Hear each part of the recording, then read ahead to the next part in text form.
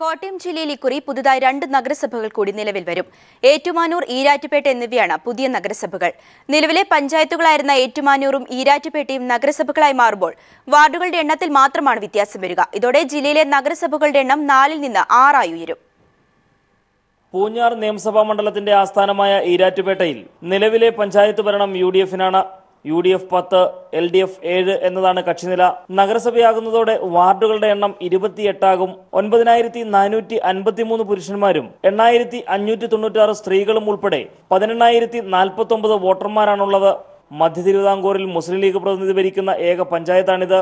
കഴിഞ്ഞ തവണ LDF അധികാരത്തിലെത്തിയെങ്കിലും 2 സ്വതന്ത്രാംഗങ്ങൾ UDF പാളയത്തിലേക്ക് ചേക്കേറിയതോടെ ഭരണം UDF-ന്റെ കൈകളിലെത്തി. മുനിസിപ്പാലിറ്റിയാകാനുള്ള ഈരാറ്റുപേട്ടയുടെ ശ്രമങ്ങൾക്ക് കൂച്ചുവിലങ്ങിടുകയും പിന്നീട് നിർബന്ധമായി തിരുത്തേണ്ടി വന്ന ലീഗ് നിലപാടും വികസനമുരടിപ്പും PC ജോർജ് വിഭാഗത്തിന്റെ ഇടതു പിന്തുണ പ്രഖ്യാപനവും ലീഗിനെതിരെയുള്ള I ഗ്രൂപ്പിന്റെ നിൽപ്പുമെല്ലാം പ്രധാന ചർച്ചാ വിഷയങ്ങളാണ്. 23 വാർഡുകളുള്ള ഏറ്റുമാനൂർ പഞ്ചായത്തിൽ നിലവിലെ കക്ഷിനില UDF 15, LDF 8. നഗരസഭയാകുമ്പോൾ വാർഡുകളുടെ എണ്ണം 35 ആകും. 51,000 വോട്ടർമാരാണ് ഇവിടെയുള്ളത്. 1953-ൽ രൂപീകൃതമായ ഏറ്റുമാനൂർ പഞ്ചായത്തിൽ 2 തവണ ഒഴികെ ഭൂരിഭാഗവും UDF ഭരണമായിരുന്നു.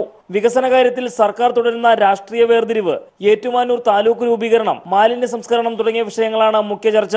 നിലവിലെ പഞ്ചായത്തുകളായിരുന്ന ഏറ്റുമാനൂരും ഈരാറ്റുപേട്ടയും നഗരസഭകളാകുമ്പോൾ ജില്ലയിലെ നഗരസഭകളുടെ എണ്ണം 4-ൽ നിന്ന് 6 ആയി വർദ്ധിക്കും. TP Prashanth, news bureau, Kottayam.